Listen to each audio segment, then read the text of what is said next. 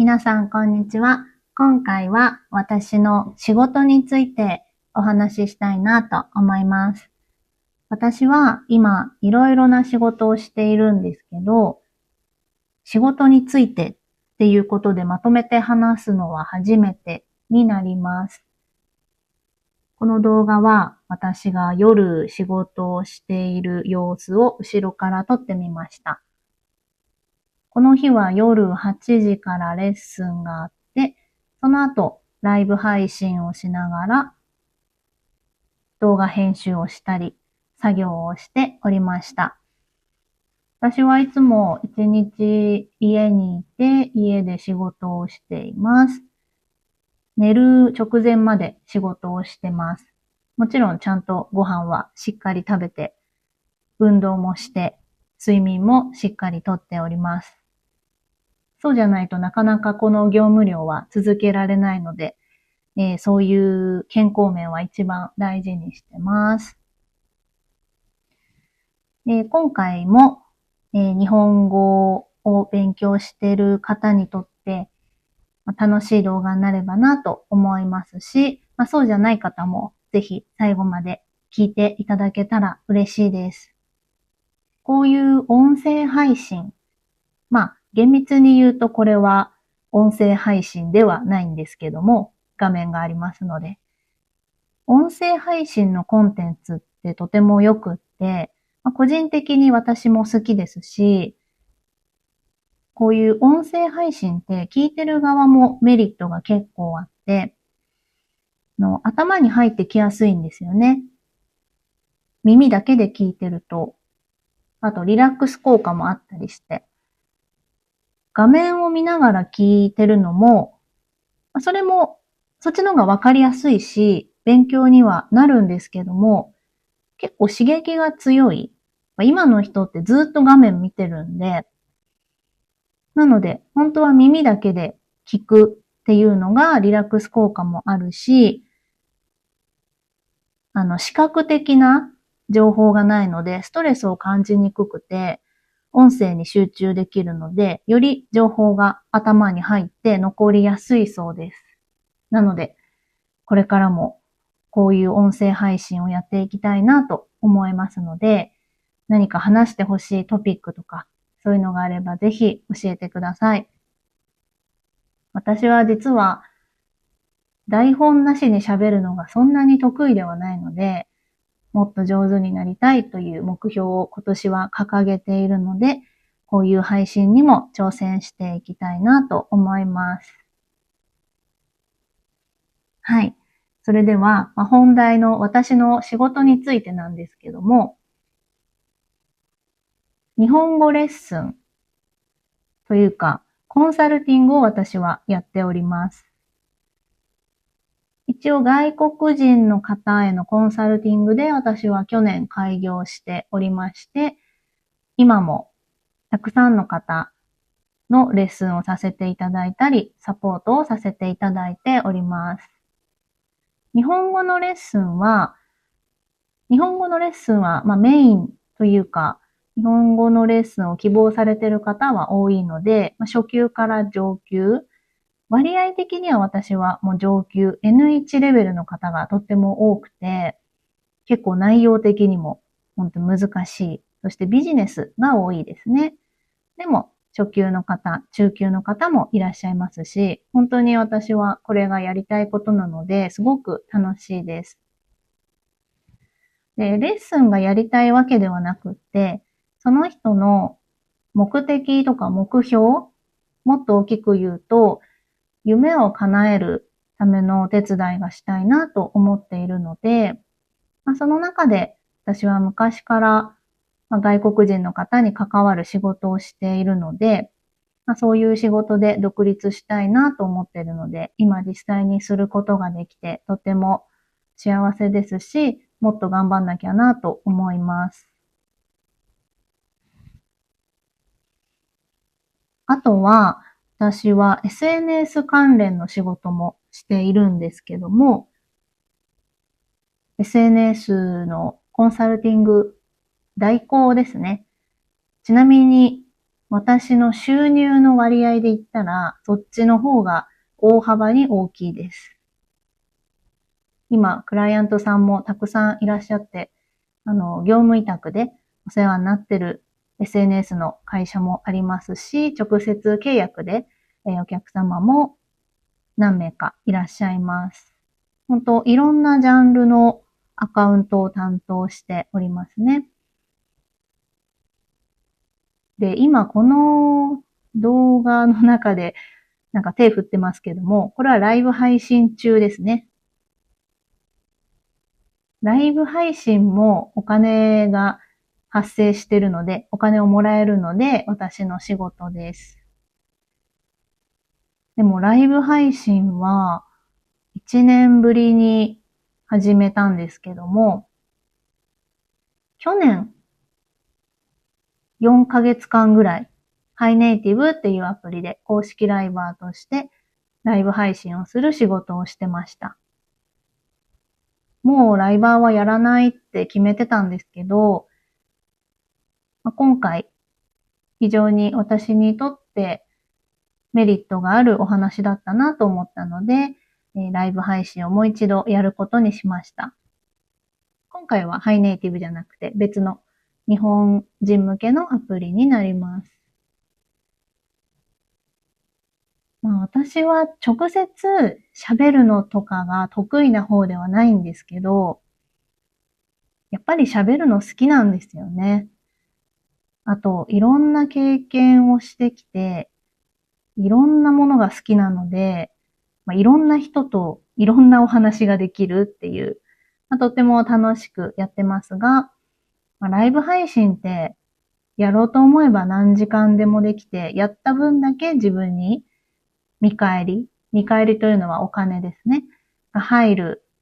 っていうのが多いんですけども、私は制限を決めて、週5時間ぐらいと決めてます。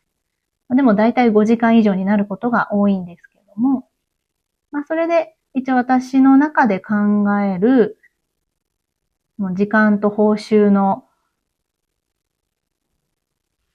条件はクリアするっていう風になってるので、そこでやっております。なので1日私は、その日本語レッスンは毎日あるわけではないので、だいたい平日の夜、もしくは土日の朝夜ですね。皆さん、私のレッスン受けてくださってる方は、もう社会人の方で、しかも結構忙しい方が多いので、本当毎週毎週レッスンができるわけではないので、空いちゃうときは1ヶ月空いちゃうときもありますし、で、私のレッスンは1回で終わりではないので、その目標に向かって、何回も何回もというか、その人に会う回数があるとは思うんですけど、そこでレッスン、または、ミーティングをして、で、随時メールとか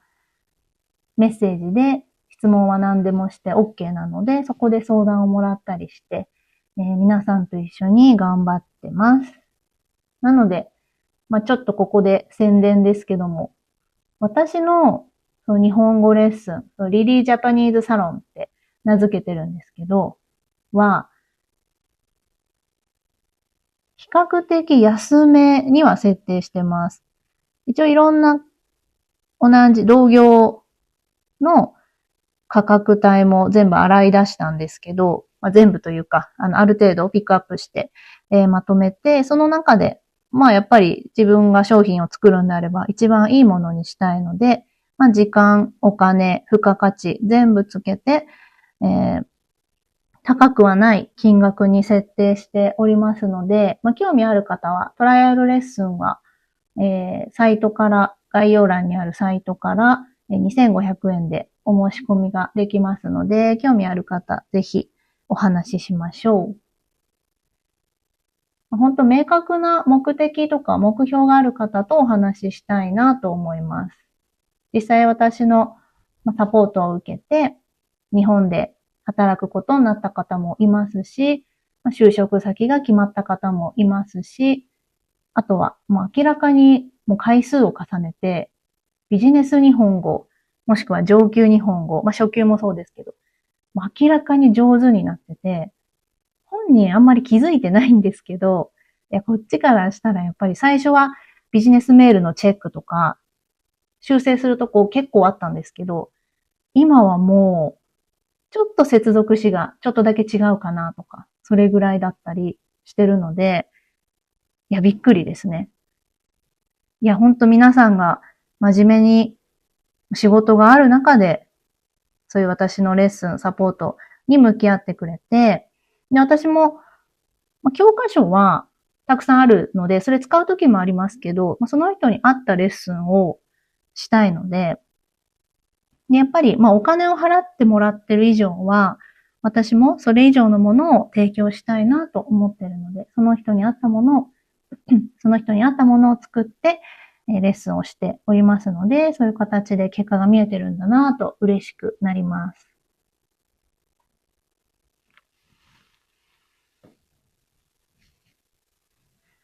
で、ちょっと私の仕事に戻るんですけども、日本語のコンサルティングが一応メイン。で、その次の収入のメインに関しては SNS。インスタグラムの投稿を作るだとか、どういうアカウントにしていきましょうっていうのを相談受けたりっていうのをして、あとは広報もしております。私は半年前まで会社員だったんですけども、ずっと広報をしておりました。で、独立してからも何社様かの広報をさせていただいております。いろんな業種がある中で、私は広報という業種が、違う、業種じゃない、職種でした。台本ないから間違えちゃった。業種っていうのは、IT とか不動産とかサービス業とかそっちですね。職種が営業とか広報とか、マーケティングとか経理とかそっちですね。はい。私はその広報という職種が一番向いていて一番好きです。英語だとパブリックリレーションズですよね。PR ですね。本当20歳で入社した会社で広報をやらせてもらって、最初は営業だったんですよ。なかなか未経験で広報をやることができる会社って少ない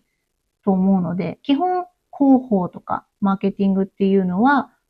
経験者。もちろん大きい会社だと新卒から募集してるところもありますけどね。で、私はもう未経験の時は営業から入って、で、途中で広報メディアチームになりまして、SNS、あとはウェブサイト、あとは、デザインですね。コンテンツ制作、画像とかバナー、パンフレットとかチラシとか作る仕事をしていて、で、そこからずっと、その後日本語学校に転職して、その後また IT の会社に転職しましたけど、やってることはずっと同じですね。なので、最初の会社でその経験ができたのはとっても良かったなというふうに思ってます。SNS は私にとって仕事でもあり、本当楽しい趣味でもあるので、それを仕事にできてるのも嬉しく思います。でも SNS って本当大変だなって思います。この投稿を気合い入れて作っても、それがたくさんの人に見てもらえなかったりとか、正解がないですからね、動画編集に関しては。で、YouTube は、自分の YouTube ももっとたくさん上げていきたいんですけど、クライアントさんの YouTube もやってますので、動画編集をしてます。なので私の仕事は、大きく言うと、そんな感じですね。今は独立してフリーでやってるので、お客様は基本紹介でいただいていて、もう本当にありがたいですね。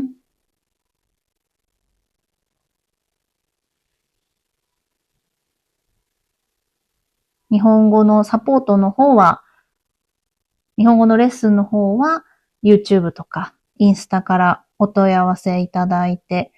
やっておりますので、もっと多くの方をサポートしたいなとは思ってます。ちなみに、このライブ配信ではイラストを描きながら、イラストの仕事もちょこちょこやっていて、最近はやっていないんですけど、やってました。なので、絵を描く仕事をしながら配信をしようかなと思ってたんですけど、さすがにできなかったですね。さすがにマルチタスクすぎてできなかったんですけども、なので、実は2つのアプリで配信をしています。この日だけです、それは。いろいろ事情がありまして、今メインでやってるライブ配信と、今月でもうアカウントも消します、アプリも消しますっていうアプリがあるので、久しぶりに配信をつけて、ちょっと前来てくれてた方とか来てくれるかなと思ってお話をしてました。さすがに普段はこんな二刀流のライブ配信はしないですね。なので、ライブ配信に関しては、最低でも3ヶ月間は頑張ろうかなと思ってるので、3月まで続けていきます。私がすごく思うのが、なんか本気で取り組んだら、何かしら得るものはあるなと思ってて、お金もそうなんですけど、それ以上に、それ以外にも、自分のファンになってくれる人とか、あと信頼ですね。っていうのが得られるなと思うので、それはライブ配信だけじゃなくって、クライアントワークもそうなんですけども、お金とかに関わらず、お仕事もらったら一生懸命やるっていうのが大事だなと思います。求められてるもの以上を提供することができるように、もう頑張る、努力するしかないですね。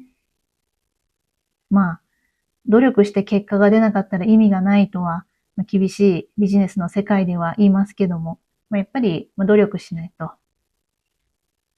結果は出ませんからね。ただ非常に運も大事なんですよね。自分の向いてる向いてないものって、この年になってようやく分かったなと思うんですけど、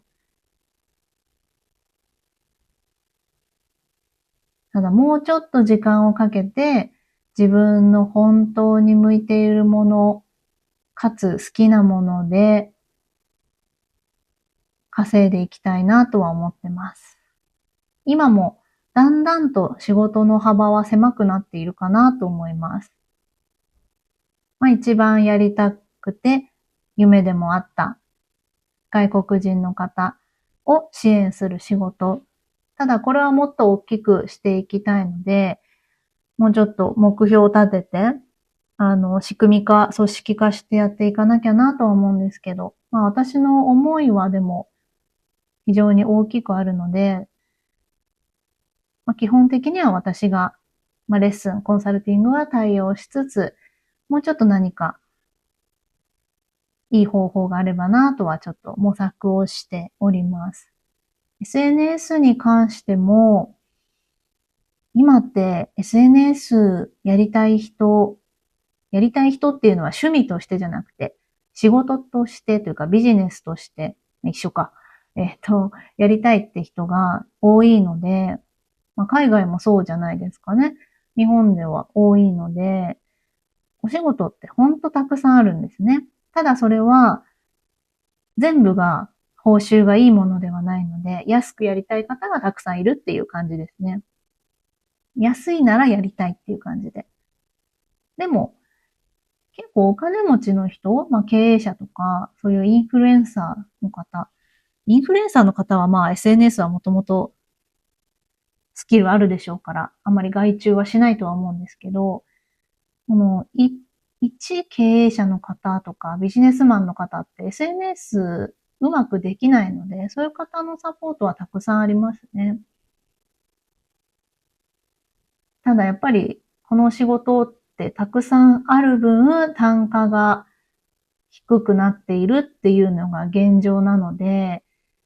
私もお仕事いっぱいあるからぜひ、求人というか、一緒にやりたい人いませんかっていうふうに募集はしたいんですけど、ちょっと最初の方はそれに見合うお給料っていうのが出せないかもしれないので、あんまり知らない人を募集はできないですよね。今も一部はもちろん結構外注して、私一人じゃ全部できないのでやってもらってはいるんですけども、やっぱそこがフリーになって、その後の課題じゃないですかね。フリーになって一番の課題はもちろん仕事を見つける。もう自分でやるしかないですから。そういうところだと思います。で、その後は、お仕事をたくさん取るけど自分一人だと限界があるので、それを他の人にやってもらう。で、そこをうまく回していくっていうのが次のステップかなと思います。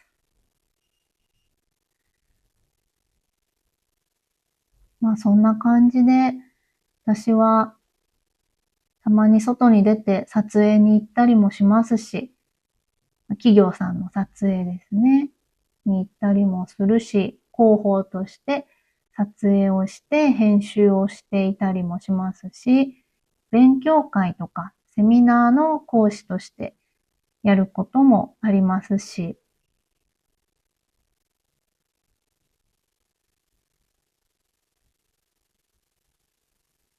いろいろやりたいことをやりすぎて、なので、イラストの仕事はやめたっていうのがあるんですよね。イラストも、あとデザインの仕事、名刺作ったりとか、チラシ作ったりとか、そういうのも受け負ってたんですけど、もう、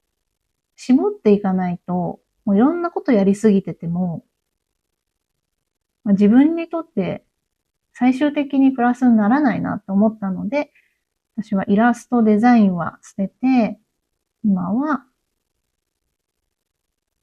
外国人の方のサポートと SNS コンサルと、あとは自分の YouTube を集中しようと今年は決めました。皆さんは今年の目標とか決めましたか？なんか、熱血みたいなことを言いますけど、本当目標を決めて、その目標に向かって何をやるかっていうのを決めてやっていくのが、一年を振り返った時に充実した一年になるんじゃないかなと思うので、仕事だけじゃないです。もちろん。私も目標を立てましたけど、仕事だけじゃなくて、プライベートの目標とか、行きたいこと、やりたいことも書き出してますけど、それをいくつ達成できるか、そのために頑張るかっていうのが楽しくなるんじゃないかなと思います。人生を楽しむ、人生を長く感じるためには楽しみなこと、刺激的なことを多く作るといいらしいですね。毎日同じことを過ごして、同じことをやって過ごしてると、時間が早く感じる。だから子供の時ってそういう楽しみなこととか、刺激的なことが多いので、時間が長く感じるらしいですね。私はもう、平日はもう同じことをずっと繰り返し、淡々とやっておりますので、やっぱり時間は早く感じますけども、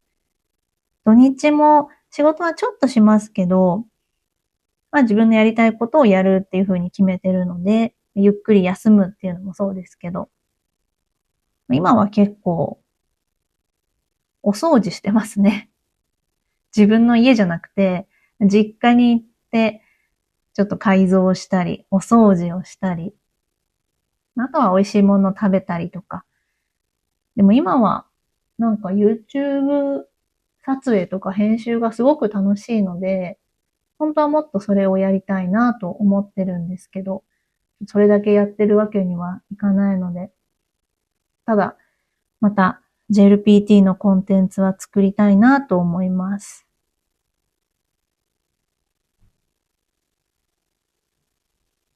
こういう私が見たい動画を作る。私も英語とか中国語を勉強してるんですけども、まあ、正直に言うと今はあんまり時間がなくて勉強できてないんですけども、で、レッスンとかも受けてるわけじゃないので、まあ、YouTube 見て勉強してる程度にはなるんですけど、やっぱり勉強してる人に向けた動画が好きで、中国語だったら、まあ、中国人に向けた中国語の動画じゃなくって、中国語を勉強してる人に向けた中国語の動画がやっぱり聞きやすくて好きで、字幕もちゃんとしてるし、英語もそうですね。で、その中でやっぱ音声コンテンツがすごく聞きたいなって私は思ってるので、なんかあんまりいい